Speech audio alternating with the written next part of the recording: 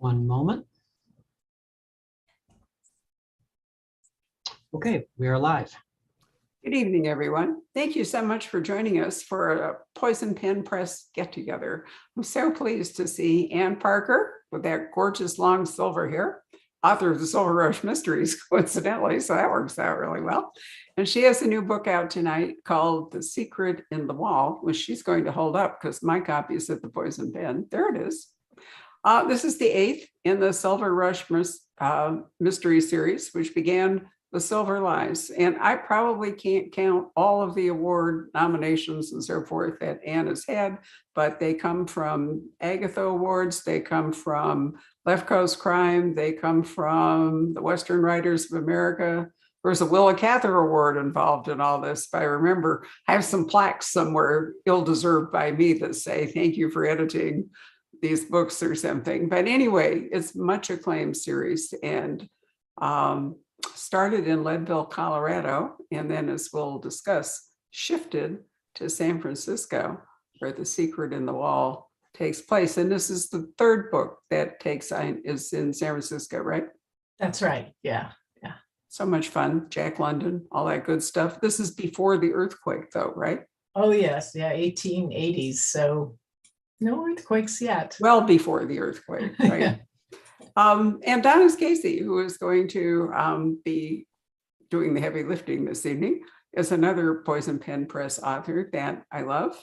She's written 10 books in the Alifair Tucker mystery series. And with any luck, she's working on the 11th.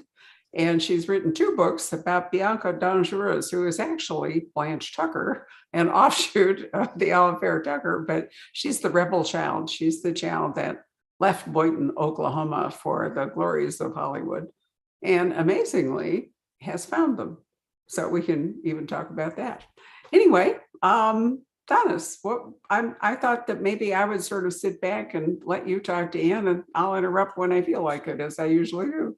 Well, I just thought this was quite a wonderful book. The whole series is quite wonderful because Inez Stannert, your protagonist character, is such an original and interesting person, and she's so identifiable and somebody that you want to be, because she's somebody who's taken her own life in her hands and makes her own way in the world. And this the way that you've divided this series up, basically it's in 2 parts. It seems to me like the Leadville part with Inez, and now she's moved out to San Francisco, and you've just sort of like given the whole series a shot, and it's just added a lot of pizzazz to the whole story, and she's just sort of reinvented herself. And a couple of the things that I really like about her is she's sort of become a venture capitalist in a way, in that she's making small business loans to women. And I thought that was just a wonderful idea that you came up with. And how did you manage to come up with that idea? Did you have the fact, let me ask this too. Did you have in mind the whole series that you were going to be in 2 parts? Oh, Or did she just? No, actually, I can step in and say, no, it was the subject of some debate with Ann and myself. And in fact, Ann has a book lurking in the back of her mind that might actually take Inez back to Leadville. Which I don't want to spoil because it's very cool and based on an actual real life happening. These real life happenings are always the best, though. When when you're doing all of this wonderful research and you come across these happenings you could never have thought of on your own, and it just sets you off. I know. It's like it's the fun of serendipity is what I think of it. Like I want to give some credit to Barbara here. She just quickly said we had some discussion, but it's like, even from the very first book, Inez is saying, Leadville was just supposed to be a stop on the way to San Francisco, and we're still here. And when I got to the end of the 5th book, which was What Gold Buys, I mean, I was writing the draft, and Inez said she was leaving for San Francisco. And I went, wait, no, you can't do it. That's funny how they do that, isn't it? I know. I These know. characters make they just go off on their own. It doesn't have anything to do with you. It's weird. And you know, when I sat and I tried to think, okay, no. She's okay. She insists on going to San Francisco, but you know, 2 years will pass mysteriously and I'll bring her back. And in talking to Barbara about this, she said, you sent her to San Francisco. You need to have her in San Francisco and show us her there. Mhm. Okay, I listened to my editor, you know. Let me just add too that, you know, you change the game when the little girl comes into play. And I don't see that you could credibly, this is part of my thinking anyway, that you could credibly have Inez continue to run a saloon, you know, in a really, I mean, she herself was not, well, she had a lover, but I wouldn't call her bawdy or slutty or anything. I mean, she was a businesswoman and a saloon keeper. She also has divorced her husband by the time we get to What Gold Buy. And she's acquired this girl that's going to be a ward. And I don't think it was going to play for her to continue to be the saloon keeper. So, Yeah. you know, moving to San Francisco, don't you think Anne was in part because of the little girl? Yeah, I think so. And you know, and it was a surprise to me too when Antonia, who showed up in What Gold Buys again, that sort of was a pivotal book. Right. And suddenly she was there to stay. And that was, I don't, you know, I don't know about you, Casey, if you, or Donis, Casey, what? That's all right. People do that all the time. If you kind of knew the whole arc, you know, for your first series, at least as far as it's gone so far, or if things No, just I happened. had an idea for an arc. It didn't turn out that way, of course. Yes. Yeah. But with my first series, I had to have an idea of how I was going to get a woman with 10 children. What on earth was going to give her? What on earth is going to make her try and solve mysteries? Because it's not like she's looking for something to do. So I had to have an idea of what the children were all going to get into problems. So I had that arc in mind. That would be, you know, each book would concentrate on a child, and that I would go forward 1 year at a time. You said the cat was going to show up. Yes, I'm sorry. She was sleeping, and I thought she would behave.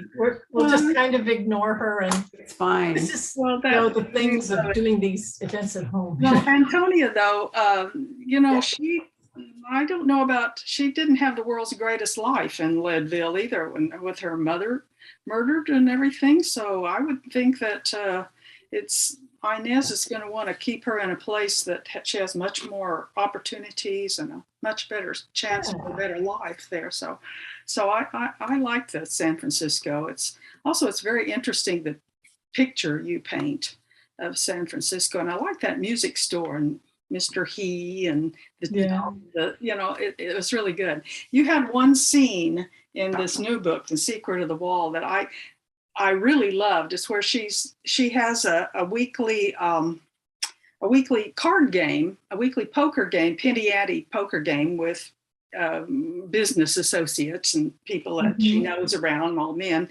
And this one scene finally, and so, you know, they only play for pennies.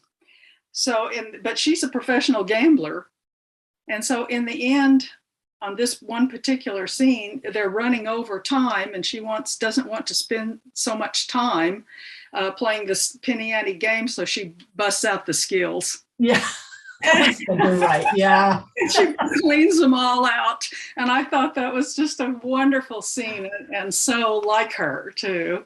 So the thing is just full of wonderful scenes, and I love your language too. Very skillful with your use of language, and it fits the era, and it's quite poetic and quite pretty. I often find myself getting lost in the language. I have a great feeling and love of language and beautiful writing, and this is just full of it. Oh, well, thank you. That's wonderful, because I do, you know, when I read books, I'm always looking for the music in the language. Yes, absolutely. Me too. Absolutely. Yeah. That's why I like to read too. Yeah. So back to San Francisco, one of the things that, you know, you could do in the 1880s that you can't do today very easily is you can reinvent yourself. Mhm. So Inez, with this child in tow, instead of showing up as the divorced saloon keeper with this little kid whose mother was murdered, can show up as a respectable widow or whatever it is. Yeah. With this little girl, the difficulty that I have with this a little bit, Anne, though I have to say, is that Inez has a child of her own that we know she sent back to her sister to raise back Mhm. in Pennsylvania, was it? Well, New York. New Yeah. York. Okay, back east anyway. Yeah. And so I'm not, are you planning to do something with this little boy now that she's in San Francisco, or are we just going to sort of leave him to grow up with his stable family in the East? We are going to leave him to grow up with his stable family in the East. Now, if I should live so long,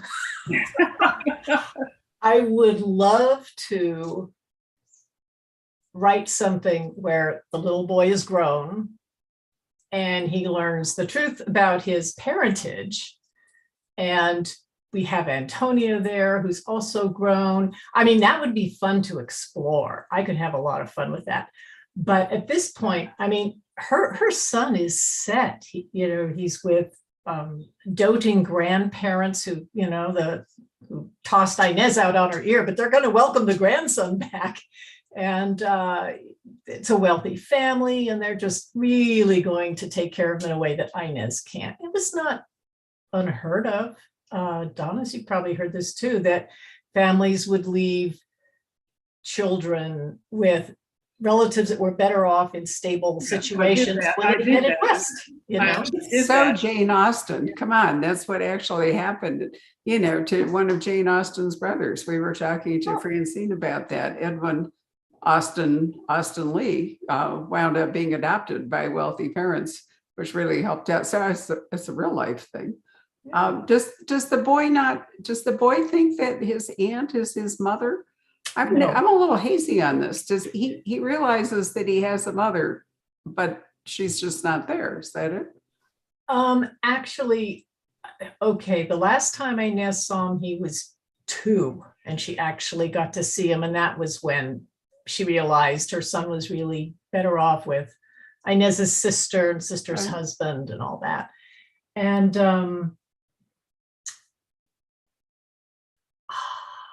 I have it such that he thinks of Inez as an aunt. But who's his mom? Well, his mom is Inez's sister. Editorial discussion off the screen. I'm sorry. Yeah, and 2, it's not like back then people had a lot of discussions around weird situations like this. And you could grow up thinking, the people you grew up with, those were your parents, only to find out, the black sheep of the family, this cousin to the side, that was your real mother. I actually have a situation like that in my own family, which is what I used for Blanche when Blanche had her wrong side of the blanket son and sent him back to be raised by her sister. And that's based on a true incident in my family too. So it wasn't unusual at all.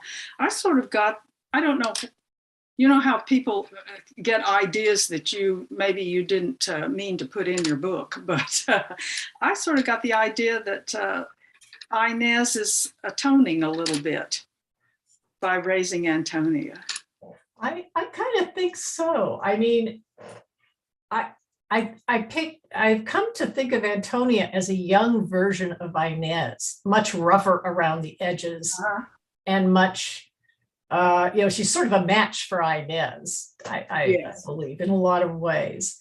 One thing that's particularly interesting about this book is when you have the 2 little girls in there, and you work for part of the book is in Inez's POV and part is in the kids' POV, which is again is a weird coincidence. The book I'm working on right now is exactly the same, partially from an adult point of view and partially from 2 little girls.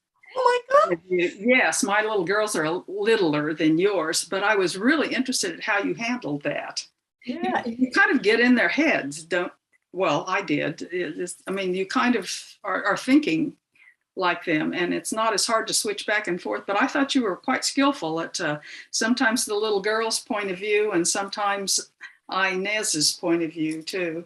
And it's also interesting how the two, I don't want to give away anything, how they sort of bound together in the end, how the two stories sort of came together in the end, and one solved the other, as it were. Yeah. Yeah. Well, that was very good. Yeah. certainly in trying to, bring the plot together at the end. I knew that I had to bring them together. Yeah. Rewriting always helps, Did you have fun writing from the little girl's point of view? Oh, it was a Did you find blast. it difficult or what? This was my pandemic yearbook. The majority of the writing was during 2020. Mm-hmm.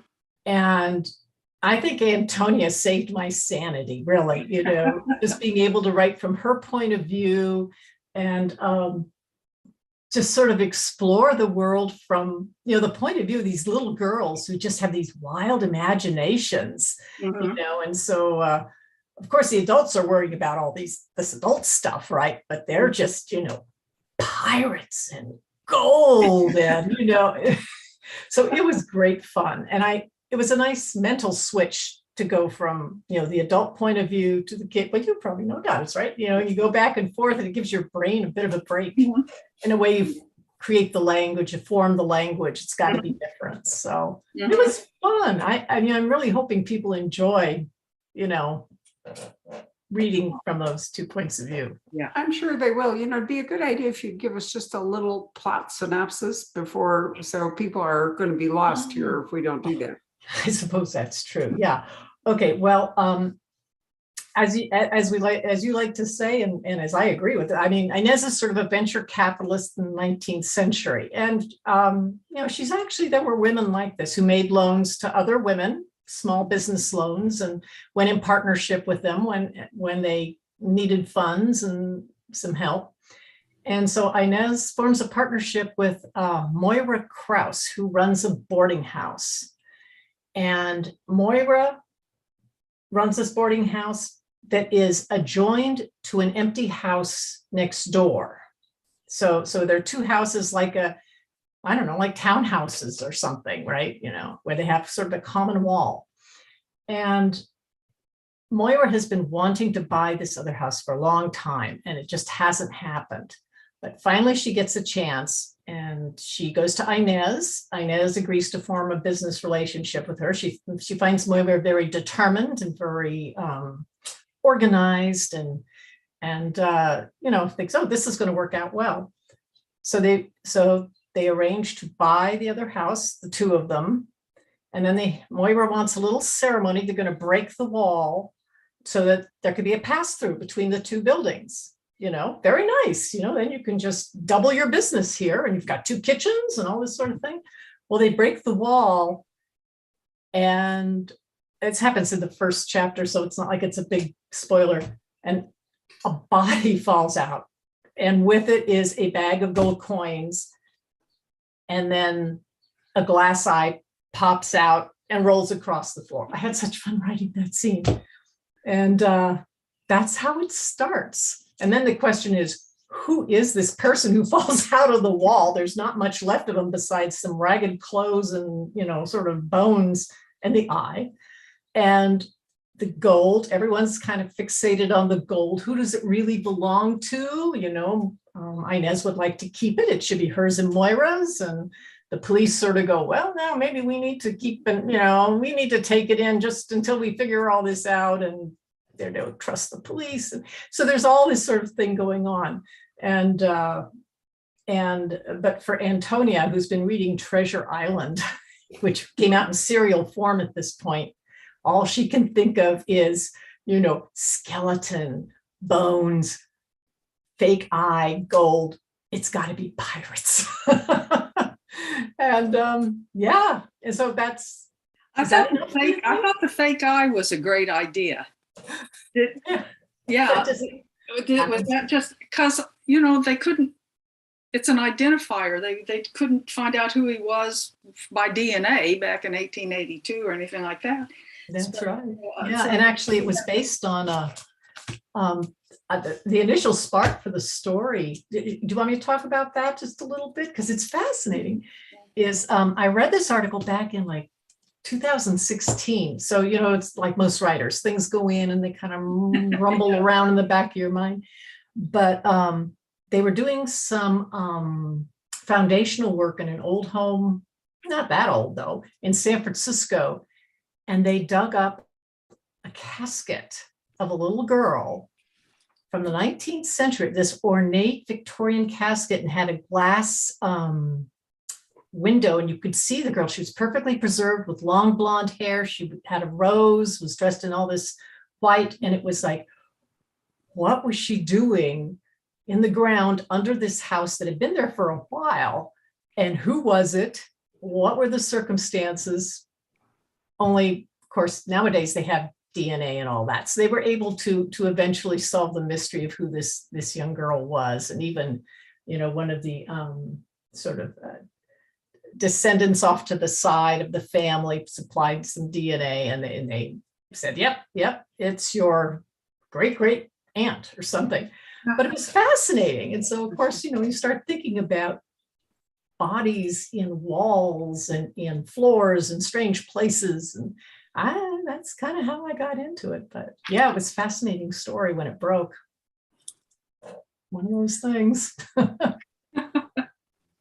I always wondered, I wondered when I first saw that, I thought about these TV shows you see nowadays about house flippers and somebody going in to demolish the wall and a body falls out. They're always finding things behind the wall. Yep. The secrets of the walls. Desiccated body falling out of the wall. Yeah, let's see. I don't want to spoil anything. I want to ask you about some things, but I don't want to, but it was really interesting that about the Civil War, that one doesn't think of it as having such an effect on California, as apparently it did. Yeah, and I think that was very interesting. Yeah, it's one of those subjects that's, actually, I'm a California kid. I was born and raised in the Bay Area. So I took all the history classes, and we learned about the missions, and we learned about, the usual thing. And I don't recall any talk at all about California's part in the Civil War at all. To me, it all happened back east, Gettysburg and Fort Sumter and all that. So I was fascinated when I started digging into it. I mean, I can mention a couple of things without spoilers, I think, but there was a large contingent of Confederate sympathizers in California, particularly in Southern California, as it turns out. And there was even an organization, doesn't show up in my book, so it's not a big deal, but it was called the Knights of the Golden Circle. And they wanted to have California secede from the Union. And they worked pretty hard at that. And they were behind the scenes, trying to kind of cause trouble during the Civil War. It's fascinating. I had no idea. So I got a little history lesson while I was putting the story We have together. a Civil War battleground here in Arizona between Phoenix and Tucson at Picacho Peak. And I remember how surprised I was the first time we drove down 10 south towards Tucson, and here's this whole Civil War battlefield. And I didn't think the war had come this far west, but it did. And of course, California, because of support, there could be shipping connections to the Confederacy. Right. There was no Panama Canal, but they could go around the Horn, or they could, pack across Central America, whichever it was. But I think any shipping port was affected during the Civil War because there were blockades. There were all kinds of things that went on with the southern ports. Oh, yeah. You sort of implied that the Southern sympathizers weren't very popular. Oh my gosh. No, they weren't. It was, I read an article, one of those journal articles from somewhere, that about 20% of the California's population leaned to the Confederates. That's more than I would have thought, actually. Quite a bit, yeah. And in San Francisco, I remember reading this too, and now I'm looking to the side as I try to dredge it up from my mind. But there was a point at which it was almost like a witch hunt. If you didn't like the guy next door, maybe he was, you're a baker and he's a baker, and, you want to drive him out of business, you just spread the rumor that he's a Confederate sympathizer. Boy, everything old is new again, isn't it? There you go. And they'd throw them in on Alcatraz. That was where they put the Southern sympathizers during the Civil War. And how interesting. So there was sort of a witch hunt going on in San Francisco itself. Yeah. Well, you do have stuff going on Alcatraz too, which I thought was quite fascinating. Yeah. Have you actually been to Alcatraz, Anne? Have you toured it now that you can do that?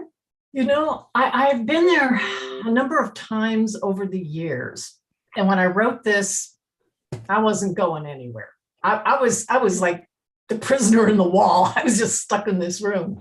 And I have not been to Alcatraz since things have started to open up. I mean, now things are looking better. So I'm thinking, I would love to go back.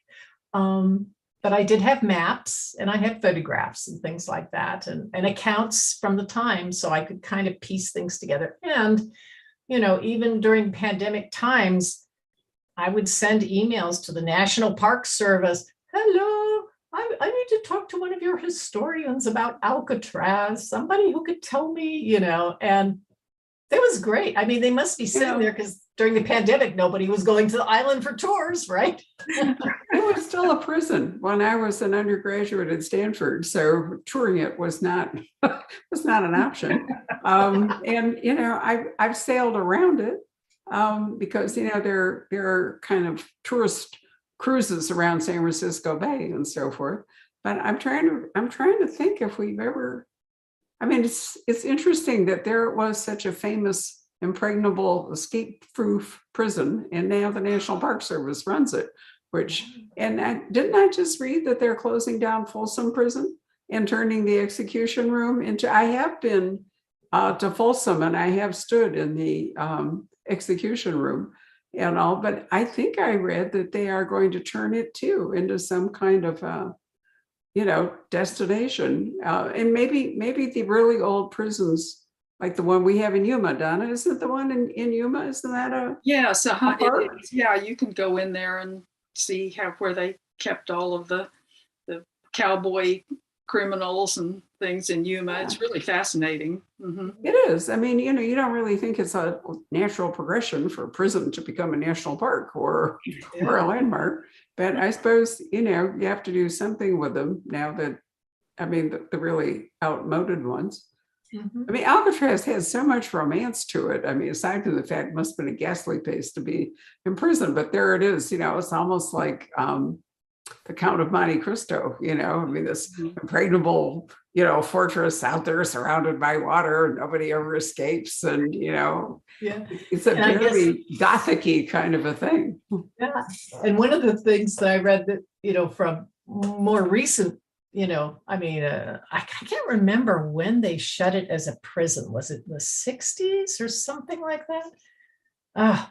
But in any case, Ghirardelli Square, which is Ghirardelli chocolate, and their factories were right there across the bay. And so the prisoners could smell the chocolate as it was being, and it was just like mention something about chocolate. Yeah.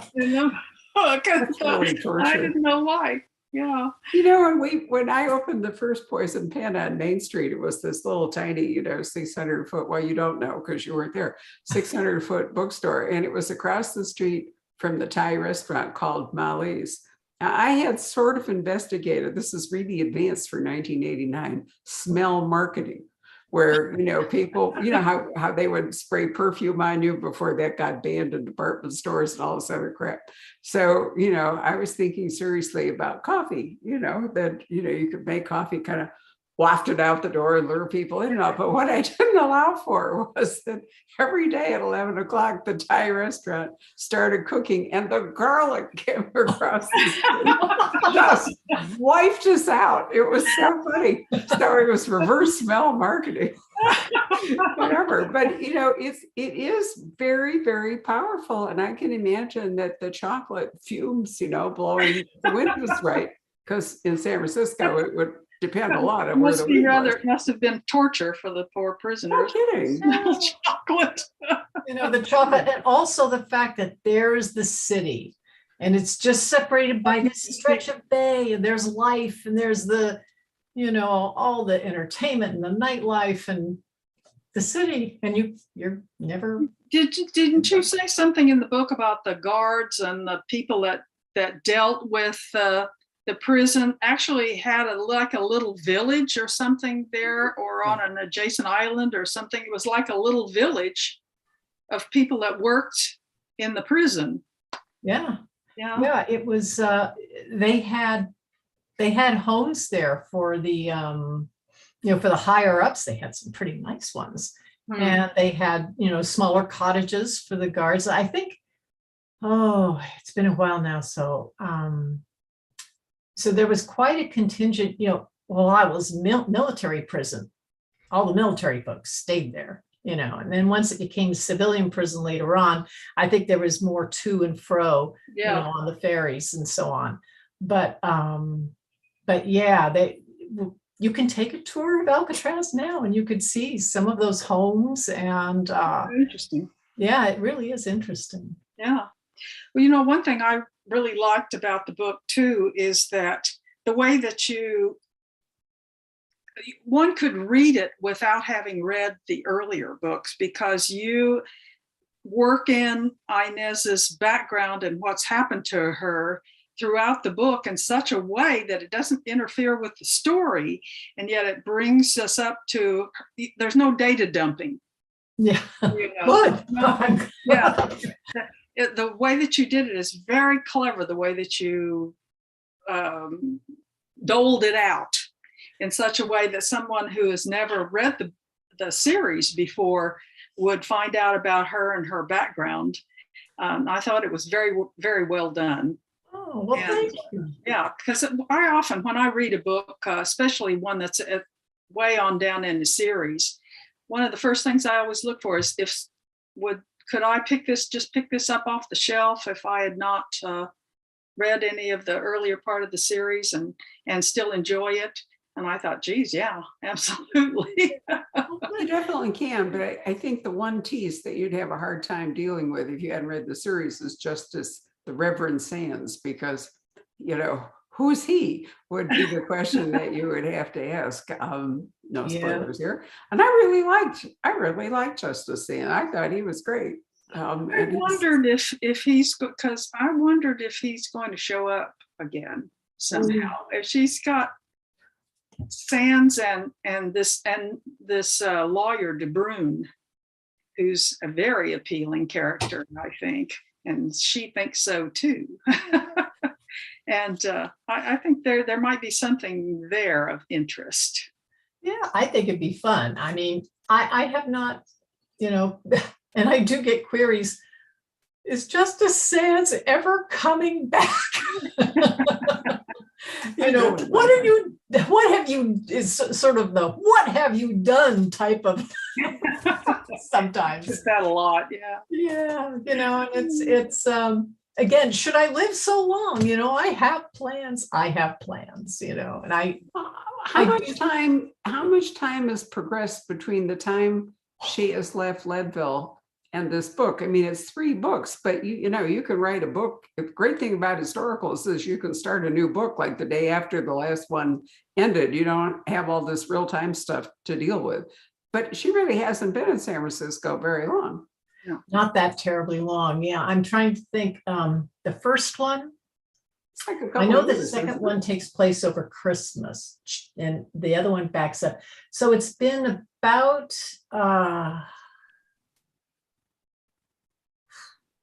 hasn't been that long, 8 months, a year. Something like a year. So really, Justice Sands hasn't been gone that long. He was, for those who don't know it, he was a sort of interesting, well, you tell it, he's your character. He went off to pursue his ministry, but what was his ministry? Well, he was I never actually say what denomination he is because, but Reverend Sands basically goes to fill in at the churches when the previous minister leaves, dies, whatever. So Justice Sands rides in out of the West or whatever to take over the ministry and stays there and until the position is filled by a permanent minister. And of course, when he came to Leadville, there were some other things going on that brought him to Leadville. But and he stayed there for, the first 5 books basically encompass a year. Holy cow. Okay. I just go little steps through history. It doesn't really last that long. So that's where he and Inez meet, is in Leadville. And they split up when she took this little girl and decides to go to San Francisco, and he goes off writing as a locum minister, so to speak. Yeah. But it really hasn't been all that long. So it's well within the realm of possibility that he'll ride back. Or if your Leadville idea comes up, maybe he'll, I'm really gonna push you for that because it's a great idea. Leadville. I dream about it. So a lot of work though, because if you're writing about a real thing, you're going to have to, be even more scrupulously accurate than you normally are. And you are extremely good at it, but you'll get called on even minor points. I know it's a challenge. It would be a challenge, but that's okay. I'm up for it. Every book is an experiment. I learn new things and I try something different, and the books veer from very dark to more traditional. I kind of think of The Secret in the Wall as being more in the traditional, it's not cozy. I wouldn't call it cozy. No. Not with an eyeball rolling across the floor. Yeah. It's more an Agatha Christie kind of a book, because you've got the house, it's a very Christie kind of a setup. Yeah. I think it's closer to the traditional. Inez was a freer spirit in Leadville than she has been in San Francisco. She was allowed to be, and not just about running the saloon, but she was out in the countryside. It was there were many fewer restrictions for women. It was mostly men in Leadville because it was a boomtown. So not that many traditional housewives and so forth on the spot to, San Francisco had quite a society at the time too. Yes, it did. And she's civilized. I know. Well, in Leadville, she didn't mind drawing attention to herself. That was part of the, she ran a saloon. She wanted people to know that she was there, and they had nightly poker games, and so she could be flamboyant and outwardly I don't know, just more visible. But when she moved with Antonia to San Francisco, she has to tone it down, and well, she's playing a different role, very much so. Yeah. We should mention too that she didn't leave Leadville penniless. No. How did you, there's a reason that she can do all these micro loans to small women and small businesses. How did you set that up, Ann? Well, how I set it up and how it makes sense to me. So I don't know, maybe someone in finance is going to come after me one of these days. She couldn't have done it. But the way I had it originally set it up with the saloon is that there were 3 partners who owned it equally. Inez, her husband, who was very forward thinking, so he gave her a third of the saloon for her, and then the husband's business partner, Abe Jackson, and they owned it all together equally.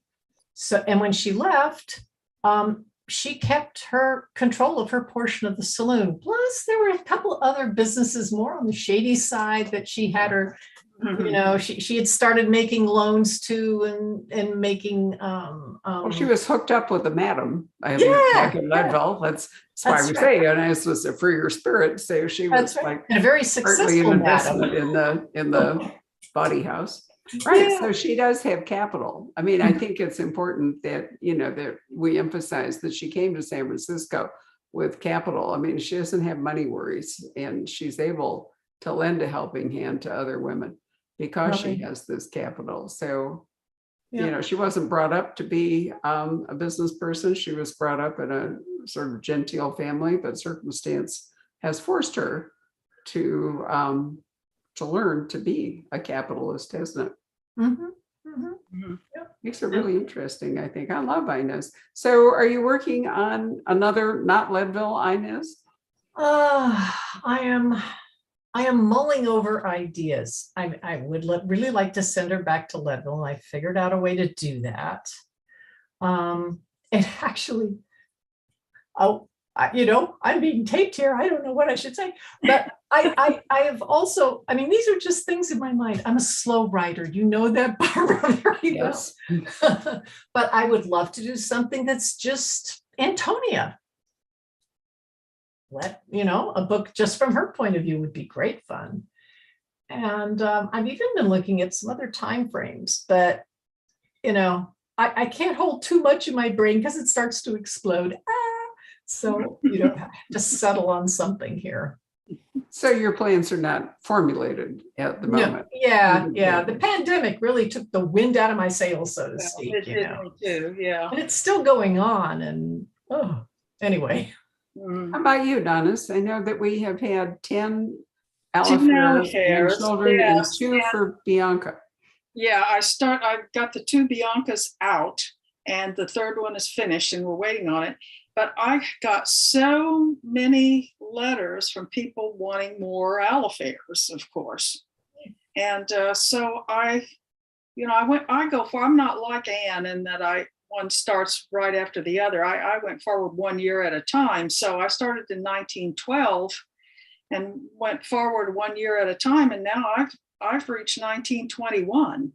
And there was lots of horrible things going on in Oklahoma in 1921. Yeah. And so and this Alafairs home is only 60 miles south of Tulsa, which is where the race riot occurred in 1921, May, June.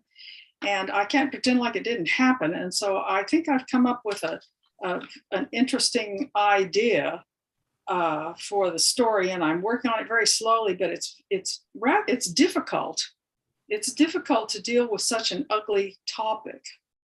Well, it is, but on the other hand, circumstances are such that in this world, that your book is more relevant than it might have been a while back. Oh, it's yeah, I'm afraid so, absolutely. And also, not only did they have that riot in 1921, but that's the year that the Klan re-emerged in Oklahoma in 1921, because it was outlawed after the Civil War, but then after Birth of a Nation in 1915, it started to stir again. And then after World War I, when all the Black soldiers came home with ideas, and the Klan then just burst forth again, and it was really bad in the 20s, and and from then on until the 50s.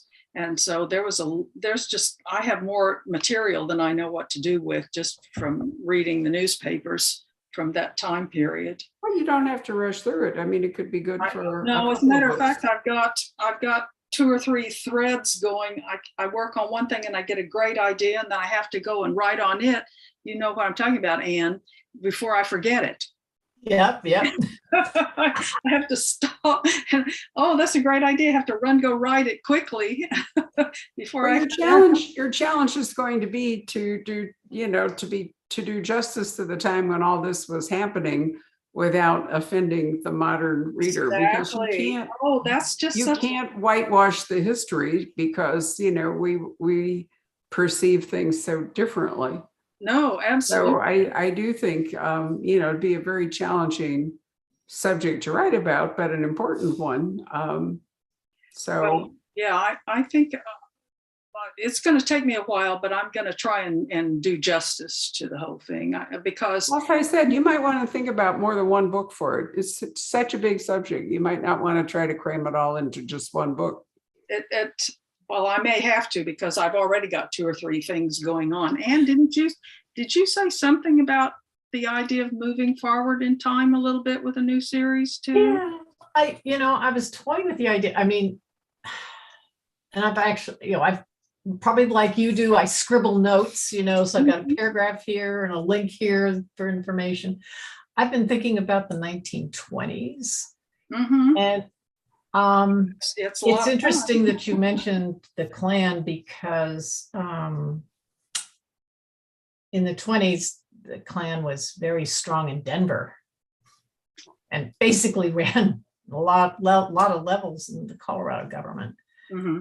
And then you have prohibition, right? Mm-hmm.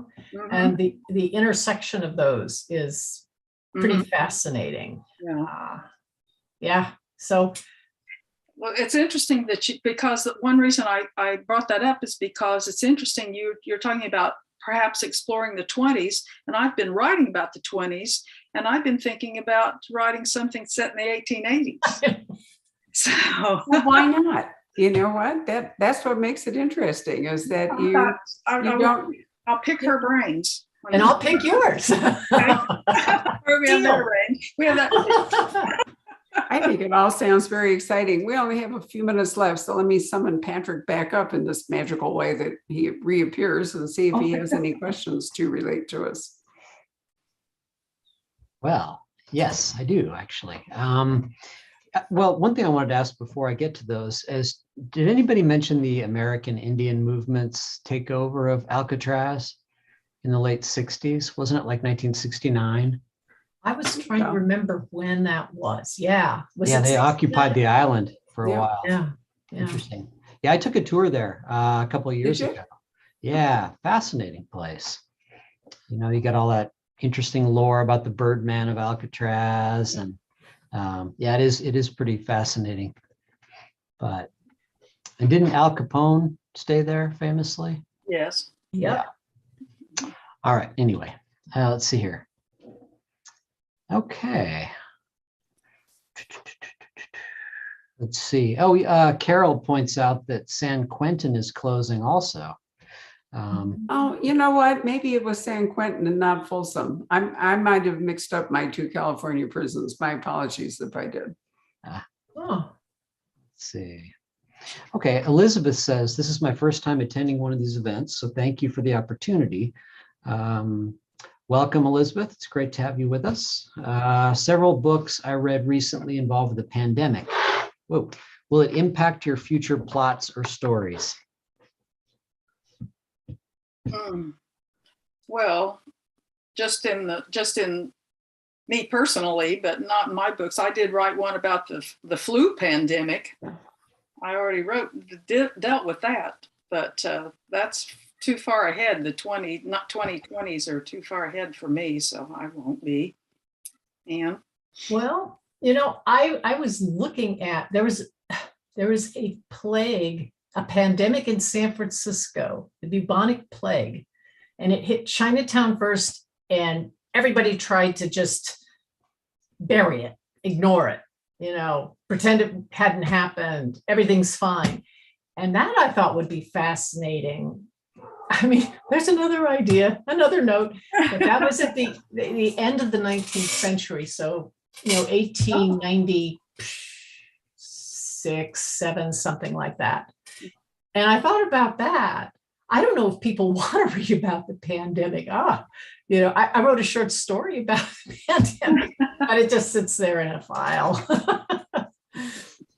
Hopefully, the farther we get from it eventually, then maybe people will look back. But I don't know, you're seeing more and more of them, aren't you, Barbara? No, not really. I think most authors are finessing it, or it's just happened, or they're just coming into it. But Michael Connolly, brushed by it. And a couple of authors have just leapt ahead to like 2024, 23, but I'm not seeing, I'm seeing almost nothing, dealing with the pandemic. I don't think people really do want to read about it right now.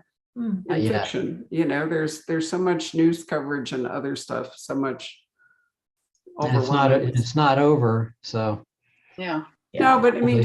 dystopian fiction often features pandemics, and certainly historical fiction of World War I in the 20s has to, take a look at the flu pandemic. So, and Right. you can go back Victorian, we have cholera. You can't write medieval mystery without thinking about the Black Death or even Elizabethan and smallpox, which was, a huge scourge.